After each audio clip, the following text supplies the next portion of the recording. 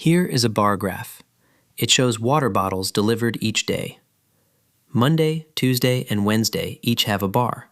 The taller the bar, the more bottles. So how do we read what each bar shows? Before you read any bar, look at the side numbers. Each square on the graph is worth something. Pause the video. What is one square worth?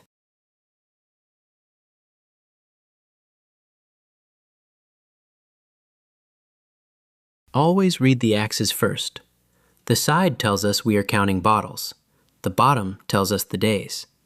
Now find the scale. Look at the y-axis. Count up one square.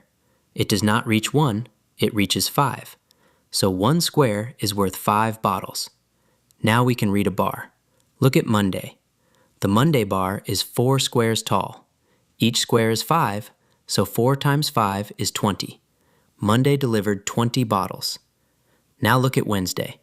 The Wednesday bar is 5 squares tall. 5 times 5 is 25.